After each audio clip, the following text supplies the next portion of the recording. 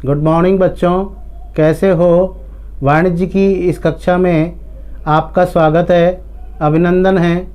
बच्चों, previous class में हमने अभिप्रेरण के बारे में अध्ययन किया था। अभिप्रेरण में हर्ज़बर्ग की विचारधारा, मास्लो की विचारधारा, ओची की विचारधारा, इन सभी विचारधाराओं का हमने अध्ययन किया था। अब आज से हम नेतृत्व का चैप्टर पढ़ रहे हैं। नेतृत्व के बारे में हम आपको जानकारी देंगे। तो नेतृत्व क्या है? एक नेता के द्वारा अपने कर्मचारियों को कार्य करने के लिए इस प्रकार से प्रेरित करना कि वो स्वतः ही मन लगा करके कार्य करने के लिए तैयार हो जाएं।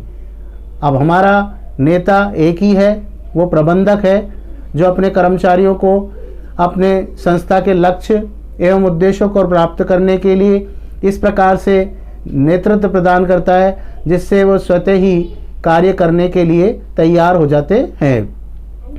अब यदि हम बुक से इसको लें तो चेस्टर एवं बर्नार्ड की परिभाषा दी गई है कि नेतृत्व से तात्पर्य किन्हीं व्यक्तियों के व्यवहार के उस गुण से है जिसके द्वारा वे सामूहिक प्रयास में लोगों की क्रियाओं का मार्गदर्शन करते हैं। कि इस तरीके से मार्गदर्शन किया जाता है कि वो स्वतः ही मन लगा करके कार्य करने के लिए प्रेरित हो जाएं। एक प्रबंधक इस प्रकार से अपने कर्मचारियों को प्रेरित करता है। कुंटज की यदि हम परिभाषा देखें तो नेतृत्व व्यक्तियों को प्रभावित करने की कला अथवा प्रक्रिया है, जिसमें वे समूह के लक्ष्यों की प्राप्ति में स्वेच्छा एवं उत्साहपूर्वक प्रयास कर सके। यानी इस तरीके से उनको प्रोत्साहित करना है कि वो पूर्णतः अपनी स्वेच्छा से और उत्साह से लक्ष्यों को प्राप्त करने में अपना संपूर्ण योगदान दे सके। तो इस प्रकार का कार्य करना नेतृत्व कहलाता है। एक परिभाषा और भी है, मुरे की परिभाषा, जो छोटी है, संक्षिप्त है, लेकिन वास्तव में बहुत ही अपने सारे सार को इकट्ठे किए हैं कि नेतृत्व व्यक्तियों को नेता की इच्छा अनुसार क्रिया करने के लिए तैयार करने की योग्यता है। यानी नेतृत्व में इस प्रकार की इच्छा शक्ति होती है, या नेतृत्व जब किया जाता है तो कर्मचारियों को इस तरीके से प्रेरित करता है कि जैसा नेता चाहता है उसी तरीके से वो कार्य करने के लिए प्रेरित हो जाएं। तो ये सभी नेतृत्व के अंतर्गत शामिल किए जाते हैं। अंत में जाकर के हम यही कह सकते हैं कि नेतृत्व नेता के द्वारा प्रदान किया जाता है। इसके लिए अनुयायियों का होना जरूरी है, जो उसको सुन सके ध्यानपूर्वक और फिर उसके अनुसार कार्य कर सकें।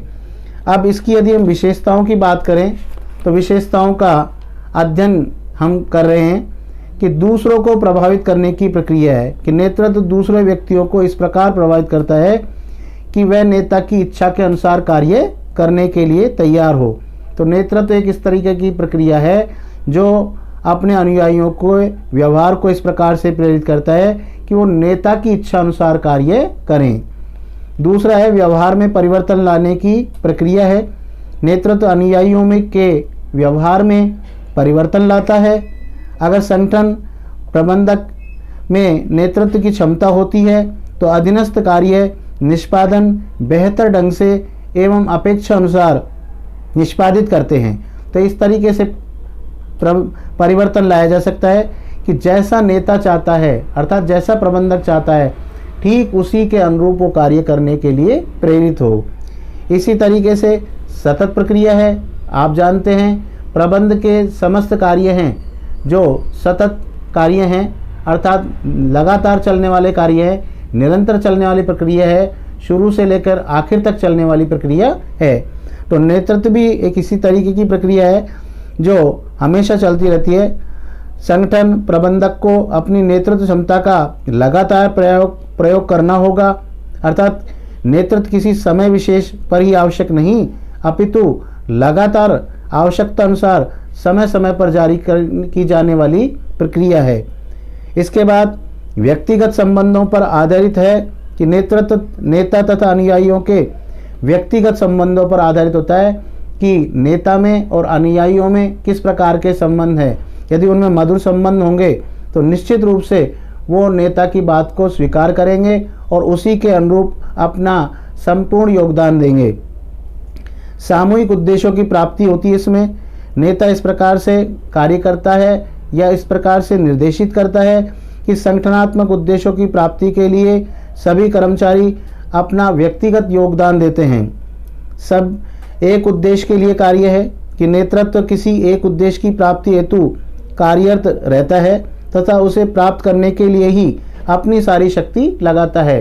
जैसे हर संस्था का अलग अलग लक्ष्य और उद्देश्य होता है कि संस्था का एक सामान्य उद्देश्य होता है कि न्यूनतम लागत पर अधिकतम और श्रेष्ठतम उत्पादन करना, ये सभी संस्थाओं का लक्ष्य होता है। तो नेतृत्व इसी को प्राप्त करने में अपना संपूर्ण योगदान देता है।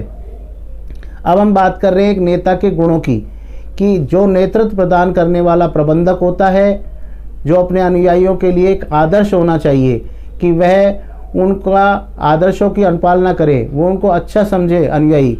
तो उसमें क्या गुण ऐसे होने चाहिए कि वो जब नेतृत्व प्रदान करता है तो वो उनके बात को मानने के लिए तैयार हो जाए और उसी के अनुरूप वो कार्य करें।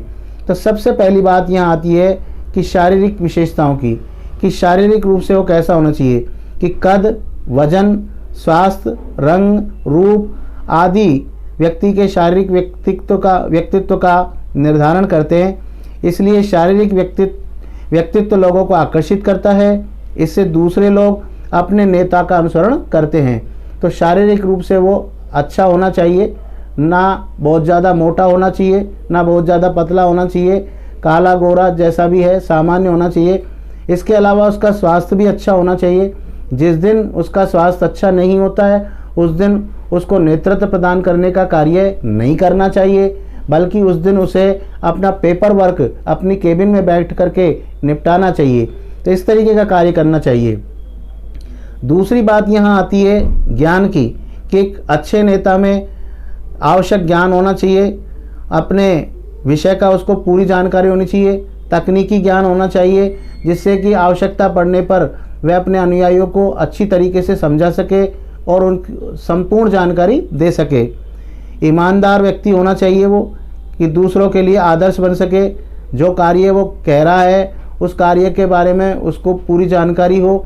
इसके साथ साथ वो कार्य के साथ साथ अपना पूरी ईमानदारी से संस्था के लिए योगदान देता हो। करनी और कथनी में अंतर नहीं होना चाहिए कि कहे कुछ और स्वतः ही उसका अनुपालन नहीं करे। तो ऐसा नहीं होना चाहिए कि कर्मचारियों से तो वो कह रहा है कि यदि आवश्यकता पड़ेगी तो हम अपना कुछ समय और भी अधिक कंपनियों को देंगे, ताकि ऐसी स्थिति के अंदर हम अपने लक्ष्य और उद्देश्य को दीपावली से पहले पहले प्राप्त कर लें। तो उसके लिए उसको भी अपना संपूर्ण योगदान देना होगा। ईमानदार होना चाहिए, पहल करने वाला होना चाहिए। एक नेता में साहस तथा पहल शक्ति अवश्य होनी चाहिए। सुअवसर को हथियार समझ करके संस्था के लाभ के लिए प्रयोग करना चाहिए, अर्थात हर कार्य में खुद पहल करे, स्वतंत्र रूप से कर्मचारियों को भी कार्य करने के लिए पहल करने की छूट प्रदान करे कि वो भी कार्य को अतिशीघ्र निपटा सके। संप्रेषण कौशल हो, अर्थात अपनी सूचनाओं का आदान प्रदान अच्छी तरीके से कर देने वाला होना चाहिए। इसलिए आवश्यक है कि ऐसा व्यक्ति जिसमें संप्रेषण कौशल होता है वो ही कुशल नेतृत्व प्रदान कर सकता है। इसके लिए वो एक अच्छा श्रोता, शिक्षक, परामर्श और एक अच्छा वक्ता होना चाहिए। इसके साथ साथ दूसरे के विचारों को समझने और अपने विचार समझाने की क्षमता भी उसमें होनी चाहिए, कि ऐसा ही नहीं कि अपनी अपनी कहे जाए, अपना अपना ही बोलता जाए और दूसरे सामने वाले की बात को ही नहीं सुने। उसको धैर्यपूर्वक सामने वाले व्यक्ति की बात को सुनना चाहिए, उसके बाद में तर्क सहित उसका समाधान करना चाहिए। तो ये उसमें संप्रेषण कौशल होना चाहिए, अर्थात उसको चाहिए कि वह एक अच्छा वक्ता भी होना चाहिए, बोलने वाला भी अच्छा होना चाहिए, स्पष्ट बोलने वाला होना चाहिए, किसी तरीके की लाग लपेट नहीं रखे। अभिप्रेरण कौशल हो, कि एक नेता प्रभावी अभिप्रेरक ही होना चाहिए। लोगों की आवश्यकता को समझकर उनकी आवश्यकताओं को संतुष्ट करने के लिए, उन्हें प्रेरित करने के लिए अच्छी तरीके से वो इस कार्य में निपुण होना चाहिए। इसके अलावा आत्मविश्वास की हम बात करें तो एक नेता में उच्च स्तर का आत्मविश्वास होना चाहिए। उसे कठिन से कठिन परिस्थिति में भी विचलित नहीं होना चाहिए, घबराना नहीं चाहिए और अपने अनुयायियों को उससे विश्वास में लेकर के कार्य लेना चाहिए। मतलब फुल कॉन्फिडेंस होना चाहिए। जो भी निर्णय वह लेता है वह सोच विचार करके ले, अपने कर्मचारियों के परामर्श से ले, लेकिन लेने के बाद में अपने उस निर्णय पर अडिग रहे। इसलिए उसको चाहिए कि वह बार बार अपने निर्णय को, अपने डिसीजन को बदले नहीं। जो एक बार ले लिया उसको एक बार लागू करे। यदि उसको बहुत ही ज़्यादा कोई दोष उत्पन्न हो रहे हैं तो ही उसमें कोई संशोधन और परिवर्तन करे, अन्यथा उसको लागू करके उसको पहले देखना चाहिए। इसके अलावा निर्णय लेने की क्षमता उसमें होनी चाहिए कि उसमें श्रेष्ठ निर्णय लेने की क्षमता होनी चाहिए। आवश्यकता पड़ने पर वह उस निर्णय को बदले नहीं और with in second, with in minute निर्णय ले सके, ऐसी उसमें योग्यता होनी चाहिए। जैसे कर्मचारी हैं, हड़ताल कर रहे हैं और मान लीजिए उसकी गाड़ी आ रही है, कर्मचारियों ने पत्थर उठा रखे हैं, तो ऐसी स्थिति में वो ये तुरंत निर्णय लें कि किस तरीके से इनके पत्थर हाथों में से नीचे ज़मीन में डलवाने हैं। तो तुरंत वह गाड़ी में से हाथ निकाल करके और कर्मचारियों को इशारा करे कि भाई आपकी मांग स्वीकार कर ली गई है, आप सभी मुख्य भवन में एकत्रित हो, मैं अभी आपको सारा डिसीजन सुनाऊंगा वहाँ। और फिर जा करके वहाँ पर वो बताए कि भाई आपकी जायज़ मांग है, साहब ने मान ली है और इसलिए अब सीए को बुला करके खाते चेक किए जाएंगे और उसके बाद में यदि वास्तव में संस्था के अंदर लाभ निकल रहा है तो वो आपको बोनस के रूप में निश्चित रूप से दिया जाएगा। अब सभी अपने अपने कार्य पर जाएं और पहले से अधिक अच्छी तरीके से कार्य करके दिखाएं ताकि हम अपनी बात को दमदार तरीके से कह सके। तो इस तरीके से निर्णय लेना चाहिए उसको। सामाजिक कौशल की यदि बात करें तो एक नेता को सबके साथ मिलजुल करके कार्य करना चाहिए। अपने साथियों एवं अनुयायियों के साथ मैत्रीपूर्ण व्यवहार करना चाहिए। उसे व्यक्तियों को समझकर अच्छे मानवीय संबंध स्थापित करने चाहिए। इसलिए चाहिए कि वह कभी कभी कर्मचारियों के साथ में बैठ करके चाय कॉफ़ी पिए और उस समय उनको ऐसे अनौपचारिक तरीके से बातचीत करे कि उनके हालचाल पूछने से शुरुआत करे कि भाई कहिए कैसी चल रही है, कहीं किसी को कोई समस्या हो तो बताएं, और फिर उनकी बातों को ध्यानपूर्वक सुने, धैर्यपूर्वक सुने और फिर जा कर के वहाँ पर भी वो अपना जो कार्य है वो धीरे धीरे करता रहे। तो इस तरीके से सामाजिक होना बहुत ज़रूरी है। अपने बीच में और कर्मचारियों के बीच में इस तरीके के संबंध स्थापित नहीं करें जिससे कर्मचारी उससे डरें और उससे बात कहने में सकुचाते हों। इसलिए बिल्कुल समन्वय स्थापित करके चले और कर्मचारियों के साथ भाईचारे का संबंध स्थापित करें।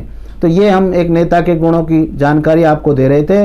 इस प्रकार से नेतृत्व के बारे में आज हमने उसका सामान्य अर्थ पढ़ा, परिभाषाएं पढ़ी, विशेषताएं पढ़ी और एक कुशल नेता में किस प्रकार के गुण होने चाहिए इसको हमने पढ़ा।